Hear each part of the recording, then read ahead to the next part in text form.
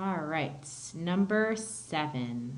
So I'm asked to state the domain and range of the function graph. So let's go ahead and take a look.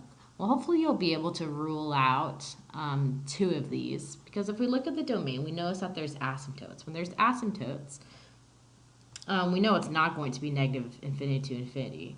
We also know that the function continues past just -1 and 1. So here we're left with 2 options. So let's go ahead and see. So all real numbers except x cannot equal pi over 2. Well, that's where my first asymptote occurs, right here. But then how often does it occur? So let's go ahead and take a look. So we have pi over 2. This is another pi over 2, and another pi over 2. So this total distance right here is pi. So it has to be B. Okay, now if I'm asked to find the range of it, so if we look at the graph, bottom to top, it is constantly increasing. So my range is going to be negative infinity to positive infinity.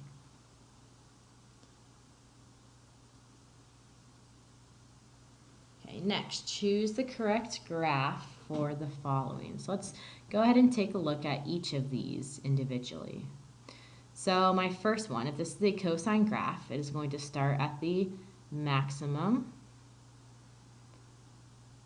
right here. So my maximum is 5, my minimum is 1, my midline's at 3, so my a value is 2, that's fine.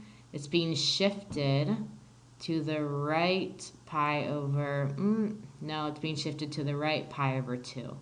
So I know it cannot be A. Okay, let's go ahead and look at B.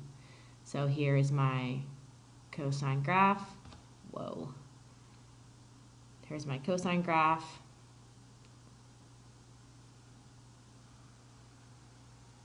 Okay, well that right there is being shifted pi over 4, so that might be it.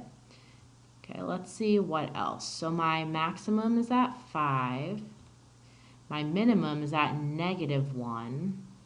So that means that my midline is halfway. So that's a total distance of 6, so 3. 1, 2, 3.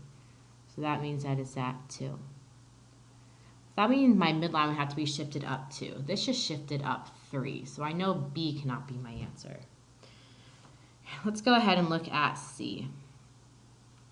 So C, here we go. So this graph was shifted to the left pi over 4, but this is saying it shifted to the right pi over 4. So it can't be C. So that leaves us with D. Let's go ahead and confirm it. So if this is my function, okay, it is being, so its maximum is 5, its minimum is 1, so that means its midline is at 3. So there is my plus 3. Okay, it's being shifted pi over 4 to the right, so there's my negative pi over 4, and then the amplitude is 2, so there's my 2. So D is the correct answer. Okay, last question. So it says a weight attached to the end of a long spiral or a long spring is bouncing up and down. As it bounces, its distance from the floor varies sinusoidally with time.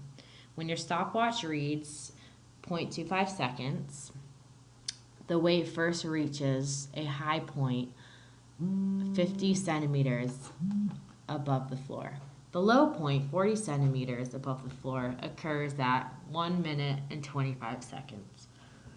So first things first, let's go ahead and label our axes. So since this is in terms of 0.25, let's go ahead and let each of these equal 0.25. So here I have 0.25, 0.5, 0.75, and 1. 1, 2, 3, 4, 2. 1, 2, 3, 4, 3. Let's always go ahead and label our, like, what it actually is. So this is seconds. And now let's see, our maximum is 50, so it has to go at least to 50. So let's do each of these in increments of 10. So 10, 20, 30, 40, 50. Okay, seconds is always on the x-axis because that's your independent variable. And your height is dependent upon the time. So I'll see if I can write this sideways. All right, so it says write an equation expressing the distance from the floor in terms of the number of seconds on the stopwatch. So first, let's go ahead and plot the points so we can get a better representation of the graph. So at 0.25, it is 50 feet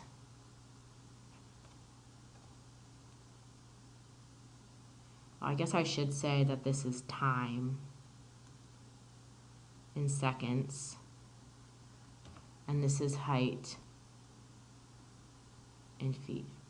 All right, so at 0.25, it is at 50.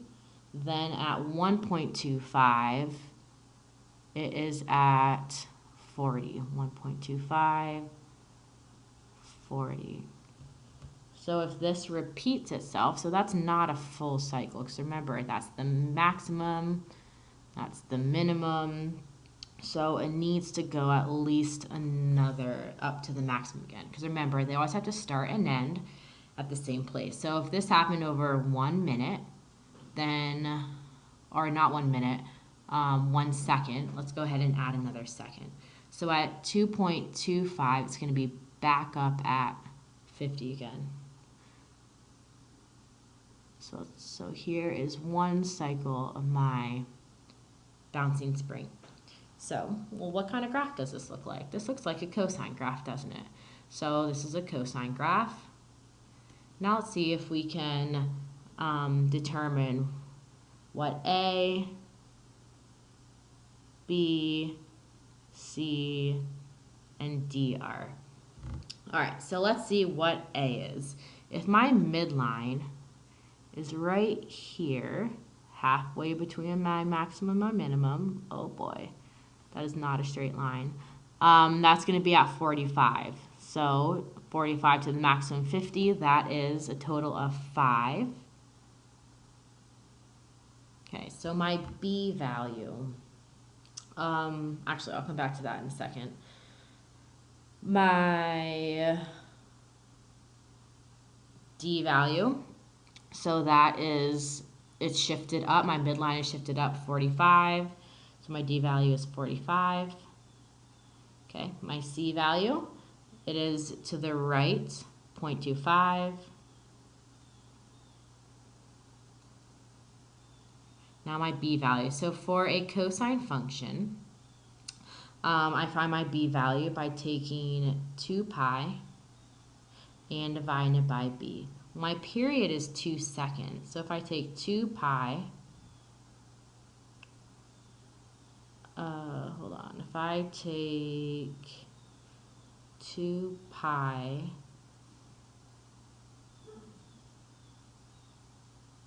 and divide it by 2, then I get my period to be pi.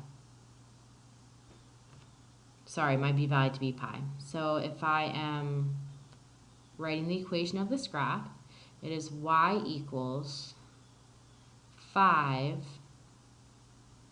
cosine pi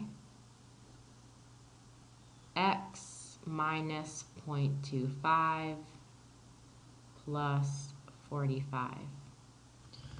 Last question is, it says record the first 4 times that the weight is 50 centimeters from the floor. So it first occurs at 0.25 seconds. And then it occurs 2 seconds after that, so 2.25 seconds. Then another 2 seconds after that, because it repeats itself every 2 seconds. 2 seconds after that. So there's the first 4.